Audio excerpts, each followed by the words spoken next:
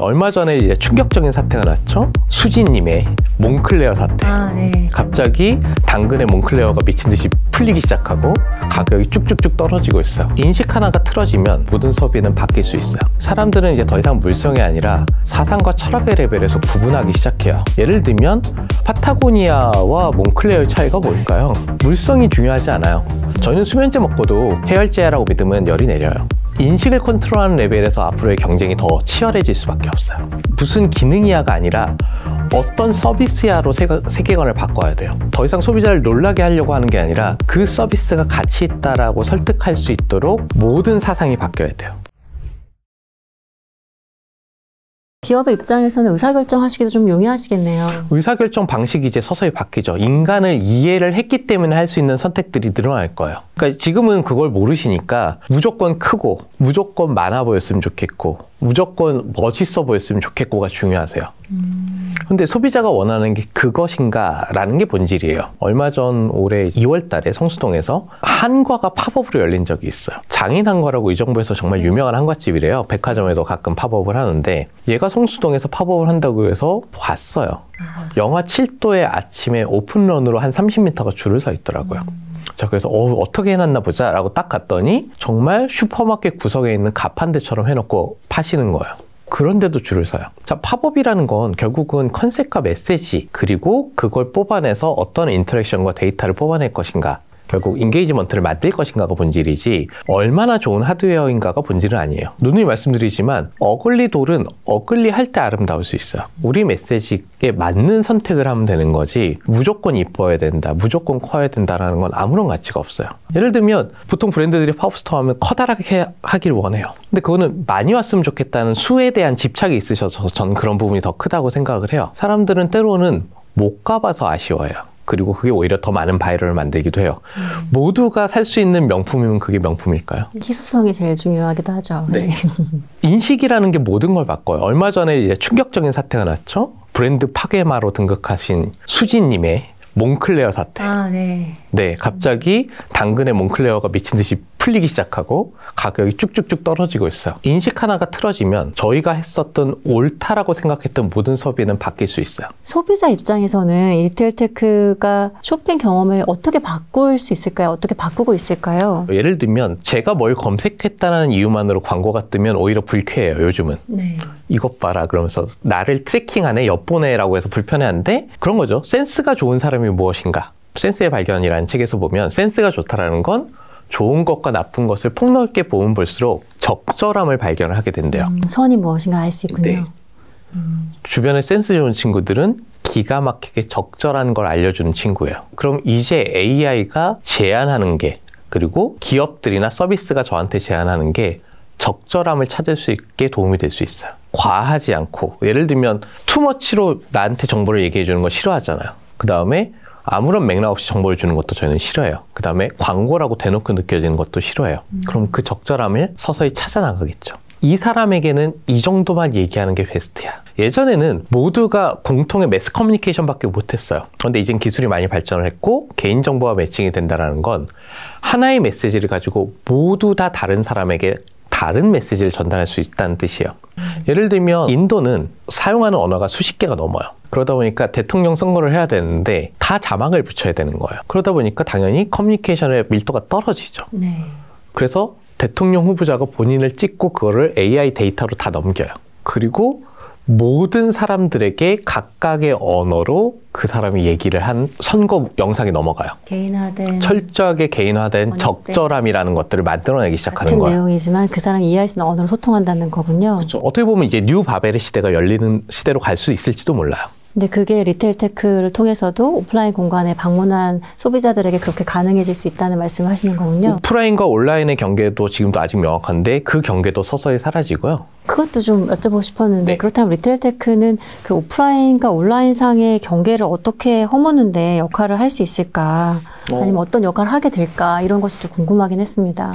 결국은 예전에는 이제 O2O, O4 얘기를 했잖아요. 온라인과 오프라인을 기능적으로 엮었던 게 O2O였던 것 같아요. 그래서 야 온라인에서 뭐 하고 오프라인에서 뭘 했는데 우리 일단 기능적으로는 연결돼 있어. 아니면 온라인을 위해서 오프라인을 만들었어가 O4O잖아요. 예를 들면. 근데 이제 결국은 OMO를 얘기를 해요. 이미 시대는. 온라인과 오프라인이 어떻게 머지 될 건데. 소비자는 이미 하나거든요. 예를 들면 교보 매장에서 산 경험이 확장돼서 교보 온라인에서 살 거야 말 거야 문제예요. 근데 저는 분명히 교보에서 오프라인에서 사는데 온라인은 예스24에서 사요. 그러면 쪼개진 거잖아요, 경험이. 지금은 데이터 트래킹이 충분하지 않아서 온라인은 온라인대로 가고 아직 오프라인은 데이터를 트래킹하기 위한 밑단계를 닦는 단계인 것 같기는 해요. 근데 이게 결국은 어느 시점에 유기적으로 연결될 거예요. 얼마 전에 이제 무신사가 본격적으로 오프라인에 직접 진출할 거야 라는 얘기를 다시 꺼내기 시작을 했어요. 그렇게 되면 고객의 비헤비어가 온라인의 비헤비어와 오프라인의 비헤비어가 이제 서서히 연결되기 시작해요. 지금은 오프라인에서 산 고객과 온라인에 산 고객이 사실은 다른 고객일 확률이 더 높아요. 저희가 다른 퍼스널리티를 부여하고 있죠. 예전에 이제 그 중국에서 티몰에서 아마 테스트를 했을 텐데 팝업 스토어에서 물건을 산 사람들이 온라인에 갔을 때 어떤 소비 패턴을 보일까? 예를 들면 건요. 제가 궁금하네요. 커피라는 걸 팝업 스토어에 가서 좋은 경험을 했어. 그러면 온라인에 가서 그 커피를 살까?를 보려고 했던 거예요. 그랬더니 그 확률도 높아진대요. 근데 재밌는 건 좋은 컨디션의 고객은 소비에 대한 의지가 더 텐션이 높아요. 그러다 보니까 다른 상품도 소비율이 평균적으로 더 높아요. 네, 교차 소비가 일어나군요. 네. 결국 그래서 인식이 결국 소비를 컨트롤하는 단계로 넘어간다는 게 그런 거예요. 그러면 온라인과 오프라인의 하나의 전이 안에서 저희가 이 사람을 어떻게 이해하느냐에 따라서 얼마든지 더 멋진 그리고 과하지 않은 제안을 하고 오히려 그걸 기꺼이 기쁘게 만들 수 있는 관계를 만들 수도 있겠죠. 아까 잠깐 O2O 말씀하시고 O4O 말씀하시고 OMO 말씀하셨어요. 그래서 명확하신 개념이시겠지만 좀 짧게 이제 O2O, O4O, OMO가 어떻게 좀 다르게 바라보고 계신지 좀 설명 부탁드리겠습니다. O2O는 온라인 투 오프라인. 예를 들면 온라인이 오프라인을 향해 갔다. 라는 메시지에 가까운 것 같아요. 방향성의 문제인 거고 딜리버리하고. 철저하게 예를 들면 오프라인에서 패션 매장인데 물건만 있고 QR 찍으세요. 네네. 그러면 온라인몰에서 살 수 있어요. 라는 매장이 있었어요. 그게 전형적인 O2O에 가깝고 잘 봐주면 O4O까지 봐줄 수 있는 매장이에요. 이런 류의 매장들은 말 그대로 기능적으로 우리는 물건을 있을까 확인만 하고 구매는 온라인에서 하세요인 거예요. 그 반대도 되고 구매하고 딜리버리 해주고. 네. 반대로 온라인과 오프라인 위치를 바꿀 수는 있으니까. 근데 이제 O4O는 온라인을 예를 들면 잘 팔기 위해서 오프라인 매장이 존재할 수도 있어요. 팝업 스토어 같은 게. 팝업 스토어도 마찬가지고요. 아니면은 대표적인 미국의 베이다 같은 베타라고 부르죠. 그런 체험형 매장들이 그런 성향이 강해요. 뭐 메이필드라든가. 쇼룸처럼. 네. 쇼필드 같은 백화점들도 O4O 성격이 약간 있는 매장이고요. 그래서 오프라인은 약간 즐거운 엔터테인먼트 장소이지만 온라인몰이 있어서 유기적으로 연결되는 형태에 가까워져요. 근데 OMO는 온라인과 오프라인이 결국은 기능적으로 연결되는 걸로는 부족해. 이제 소비자 입장에서는 어차피 그런 구분이 필요하지 않거든요. 우린 구분하지 않으니까. 저희는 잘하는 놈 우리 편 약간 이런 거잖아요. 그러니까 하나의 완성된 일관된 경험을 완성을 할 거야. 예를 들면 SSG.com이 추구했던 SSG 유니버스 같은 개념이 OMO를 향해 가지만 아직 거기까지는 못 갔겠지만 이상향은 그러한 개념이었던 거죠. 예를 들면 그런 거예요. 저희가 오프라인에 와서 뭘 봤어. 그런데 그 관점에서 내가 갔을 때 온라인에서도 제가 예를 들면 그런 거죠. 블루바트를 좋아했던 관점이 있었을 거 아니에요. 수없이 많은 커피 중에 블루바트를 선택을 했어요. 그럼 거기에 맞는 관점이 존재를 할 거고 그 관점에서 뭔가의 서비스가 온라인까지 유기적으로 연결될 수 있을까? 제가 온라인에서 저는 단순 소비자일 수도 있고요. 이 브랜드를 좋아하는 소비자일 수도 있어요. 팬일 수도 있죠. 자, 제가 단순 소비자가 아니라 이 브랜드를 좋아했던 팬이었다면 제가 온라인으로 갔을 때 이 브랜드가 얼마나 아름다운지를 더 설명해 줄수록 저는 소비를 더 열심히 할 수 있어요. 그렇죠. 네. 근데 단순 기능성 소비자였다면 온라인으로 갔을 때 너는 그런 맛이 좋아했다면 이런 맛들도 있어. 더 싼 것도 있어. 종류를 넓게 보여주는 게 훨씬 더 좋을 수도 있어요. 저라는 사람을 파악해서 온라인에서까지 유기적인 관계를 만들 것인가? 소비자들은 사실 기술이 어떻고 기능이 어떻고 온라인, 오프라인, 메타버스 다 구분하지 않고 나한테 적합한 대로 나한테 편리한 대로 사용하는 사람들이잖아요. 더 해내라. 왜 너는 안 되니? 이 A는 되는데 왜 B 기업 왜 못하니? A 산업은 가능한데 왜 C 산업은 안 되니? 이런 사람들이 소비자들이잖아요. 그런데 지금 OMO 같은 리테일 테크를 가는 방향성이 온라인과 오프라인이 멀지되면 사실은 당신을 위한 쇼핑 경험이 쫙 유기적으로 연계돼서 펼쳐지고 또 나를 위한 쇼핑 경험이 쫙 유기적으로 펼쳐져서 너와 나를 위한 다른 종류의 쇼핑 경험을 따로 만들어주겠다까지 갈 수 있는 거네요. 그렇게 돼야 돼요. 왜냐하면 저라는 사람과 그러니까 예를 들면 그런 거죠. 지금은 소비자를 구분하는 게 트래킹을 하는 게 그런 거예요. 생긴 걸 봤더니 20대 남성인 것 같아. 30대 여성인 것 같아. 그 정도로밖에 구분을 못 해요. 그런데 저희는 그게 중요한 게 아니라 이 사람이 어떤 라이프 스타일의 소비를 하는 유저인가가 훨씬 더 유의미한 데이터예요. 그렇죠. 연령과 상관없이. 이 사람은 이런 류의 소비를 좋아하는 사람이야 라고 했을 때 저희가 그 사람에게 할 수 있는 제한이 전혀 달라져요. 왜냐하면 소비 패턴이 다르니까. 그렇다면 앞으로 리테일테크는 어떤 방향으로 발전을 할 것이라고 예상이 되시는지, 혹은 중장기적으로 뭐 아주 먼 미래가 아니라도 5년 후, 10년 후 정도면은 이 리테일테크가 어떤 변화를 이 씬에 가져오게 될 것이라고 좀 생각을 하고 계실까요? 이건 좀 정말 어려운 주제긴 한데. 미래가 항상 어렵죠. 좀 왜냐하면 리테일테크가 장르가 워낙 넓다 보니까 사실 판단하기 쉽진 않아요. 근데 결국은 온오프를 넘어서 완성된 경험을 인디비주얼하게 만들고 나면 저는 아이폰의 세계처럼 못 벗어나는 관계가 형성이 될 거라고 봐요. iOS를 저는 못 벗어나거든요. 왜냐하면 새로운 비헤이비어를 배우기가 너무 어려워서. 그러니까 지금 쿠팡은 완벽한 스피드와 그러니까 배송의 편리함과 가격으로 소비자의 행동 패턴을 완성시켰어요. 그러면서 자신의 유니버스를 넓혀나가기 위해서 쿠팡 플레이도 하고 이것저것 넓히고 있죠. 이런 식으로 저희 비헤이비어가 그 안에 갇히게 되면 안 벗어나요. 사람들은. 너무 그리고 편하니까. 비싸져도 거기 안에 있어요. 심지어. 가치가 훨씬 높으니까. 네, 저희가 아이폰이 아무리 비싸도 안 바꿔요. 왜? 그 인터페이스를 벗어나는 거에 손실이 더 크다고 생각하기 때문에. 그러면 이 완성된 경험을 컨트롤한다라는 건 이제는 그냥 일개 기능의 문제가 아니라요. 플랫폼 서비스로 소비자와 얼마나 깊은 관계를 만들 것인 거고, 이제 그게 하나의 비즈니스를 넘어서 엠파이어 같은 빅브라더가 나타날 수도 있지 않을까라는 조심성도 있지만, 소비자 입장에서는 더없이 편한, 과하지 않은 무언가를 즐길 수 있게 되겠죠. 저한테 살짝 그 모빌리티에서 그 Purpose Based Vehicle, PBV 개념 네네. 살짝 언급하신 적이 있었는데 혹시 네네. 그거랑 좀 빗대어 설명이 가능하실까요? 그렇죠. 철저하게 퍼스널라이즈 된다는 뜻이에요. 나의 필요에 따라서. 그러니까 플랫폼은 하드웨어는 다 동일해요. 근데 예를 들면 쿠팡도 그렇고 온라인 커머스들이 얼마나 데이터베이스가 많아요. 근데 제가 접속한 화면과 제 친구가 접속한 화면이 다 달라질 수 있을 거예요. 네, 그리고 예를 들면 저는 여전히 초기의 29cm를 너무 사랑해요. 잡지 같았던 그 느낌을 좋아해요. 근데 저는 그 패턴으로 제안했을 때 훨씬 더 많은 걸 잘 살 사람이에요.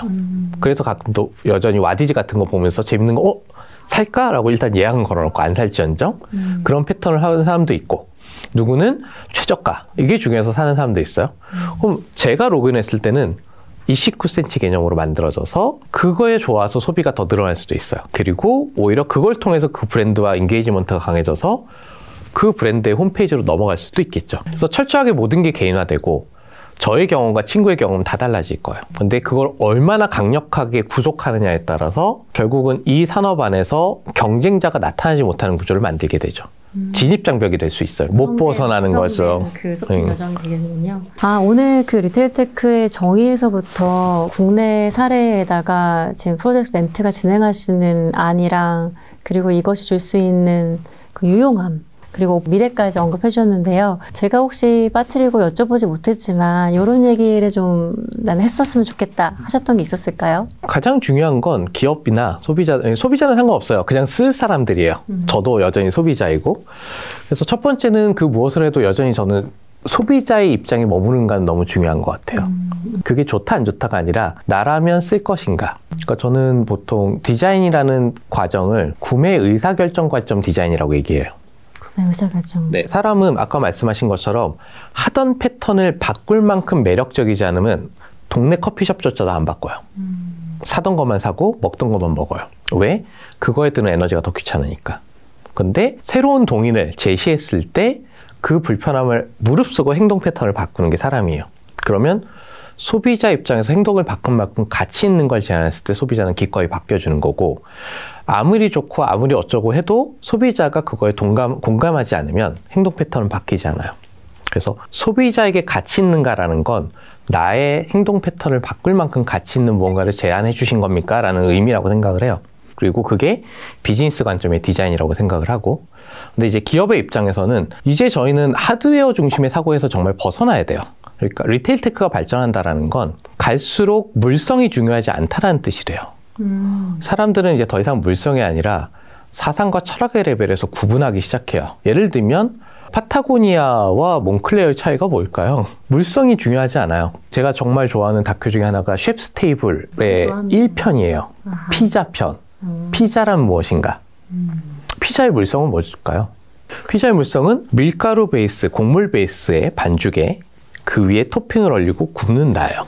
네. 그게 맞죠? 네. 자, 그러면 하와이안 피자를 이탈리아는 피자라고 동의해 줄까요? 그들은 인정하지 않지만 저희는 인정해요. 좋아하죠. 네. 그 물성을 유지한다면 오코노미야끼는 피자일까요? 아닐까요? 그러게요. 그 물성의 그 정의에 따르면 오코노미야끼가 피자여야 되는데. 그쵸. 네. 그러면 전은 피자일까요? 아닐까요? 그 정의에 따르면 전도 피자여야 되죠. 그래서 물성이 안 중요해요. 되고. 물성으로 구분할 수가 없어졌어요. 저희는 이제 최소한의 생존이 해결이 된 시점에서는 물성이 아니라 어떤 관점으로 만드느냐가 구분을 하기 시작해요. 인식이 더 중요하다는 게 그런 의미예요. 저희가 제공하는 걸 무슨 기능이야가 아니라 어떤 서비스야로 세계관을 바꿔야 돼요. 더 이상 소비자를 놀라게 하려고 하는 게 아니라 그 서비스가 가치 있다라고 설득할 수 있도록 모든 사상이 바뀌어야 돼요. 그런 강력한 철학을 갖게 되신 이유나 배경이 있으실 것 같아요. 이런 기능적인, 더 이상 제품이 기능적인 측면의 중심을 팔면 안 된다. 물성의 데피니션이 달라진다라고 하고 지금 강력히 주장하셨잖아요. 그렇게 생각하게 되신 어떤 계기가 있을까요? 그러니까 저는 사실 그래서 좀 F&B를 되게 좋아하는데 맛있는 식당이라든가 카페 가는 걸 너무 좋아해요. 네. 자, 근데 이제 예를 들면 그런 거죠. 삼성전자가 뭔가 새로운 제품을 만들었을 때 전 세계 경쟁사가 몇 개나 있을까요? 경쟁자요? 예. 뭐 그 정도 기술력은 몇 개 없죠. 기껏해 한 4-5개 있어요. 무언가를 새로 만들면 전자제품일지언정 반도체가 아니라도. 그러면 5명만 제끼면 1등이에요, 시장에서. 네. 그런데 심지어 하드웨어가 다르기라도 해요. 서울에 카페가 한 3만 개 있거든요. 네. 하드웨어가 다 동일해요. 카페라는 점에서. 네. 근데 저희는 카페를 가려고 할 때마다 오늘은 어떤 컨셉의 카페를 가야 되나 고민하고 구분을 해요. 네. 그게 소비자의 관점이에요. 그래서 저는 그냥 카페를 가서 맛있는 커피를 먹고 싶은데 어느 순간 구분을 하더라고요. 그리고 저만 그런가라고 했으면 제가 이상한 사람일 텐데 결국 SNS에서 사람들 찾아가는 카페를 보면 그 컨셉을 소비하기 위해서 가지 커피가 얼마나 더 맛있는지 구분할 수가 없어요. 그러한 차원에서 기능적인 요소 혹은 물성의 측면에서는 너무 얇다. 너무 작은 차이인 거예요, 이제는. 그 안에 들어가서 고객이 느끼는 경험, 총체적인 경험이 어떠한가의 질의 차원에서 바라봐야 된다라는 말씀을 주신 거였군요. 그렇죠. 예를 들면 이제 신약 개발이 제일 힘들잖아요. 보통 조 단위의 돈이 들어가요. 그럼 신약을 개발하기 위해서 투자를 해서 뭐 한 2조, 3조씩 화이자가 투자하는데 기본적으로 기존 대비 약효를 얼마나 좋게 할 수 있을까요? 약효, 그건 데이터가 바로바로 나와주니까. 해열제가 있어. 기존보다 10% 좋아지면 얘는 어마어마한 성공이겠죠? 네. 근데 그게 한 3조가 들어요. 근데 소비자의 약은 원래 효과가 항상 반반이에요. 약이 절반, 플라시보가 절반. 플라시보도 크죠. 네. 자, 그럼 인식을 바꿔. 소비자의 인식을 10% 바꾸는데 얼마나 돈이 들까요? 그거는 아주 쌀 수도 있고 아주 비쌀 수도 있어요. 네. 어떻게 설계하느냐에 따라서 충분히 적은 돈으로도 많은 걸 바꿀 수도 있고 어마어마한 돈을 써도 하나도 못 바꿀 수도 있어요. 근데 그럼에도 불구하고 2, 3조는 안 쓰실 거예요. 그렇죠. 네. 그럼 소비자는 아까 말씀드렸던 플라시보와 기능 두 가지를 합쳐서 하나로 생각한단 말이에요. 저희는 수면제 먹고도 해열제라고 믿으면 열이 내려요. 그러면 인식을 컨트롤하는 레벨에서 앞으로의 경쟁이 더 치열해질 수밖에 없어요. 네. 잘 이해가 됐습니다. 저는 이제 오늘 대표님 말씀을 들으면서 리테일테크의 화두가 크게 연결과 개별이라는 생각이 들었어요. 리테일테크는 사실은 뭐 온라인상에서 쓸 수 있고 오프라인상에 쓸 수 있고 이들의 경계를 허물어뜨리는 것 혹은 멀지 합병하는 것에도 쓸 수 있는데 어떻게 이렇게 조화롭게 연결할 수 있겠는가가 하나의 큰 축이고 또 하나는 그렇게 된 연결된 경험들이 너의 경험, 나의 경험을 개별적으로 커스터마이즈드 혹은 퍼스널라이즈드 된 나에게 딱 맞는 경험으로 설계해 주는데 쓰이게 될 것이다. 그래서 연결과 개별이라는 화두를 얻게 되는 시간이었습니다.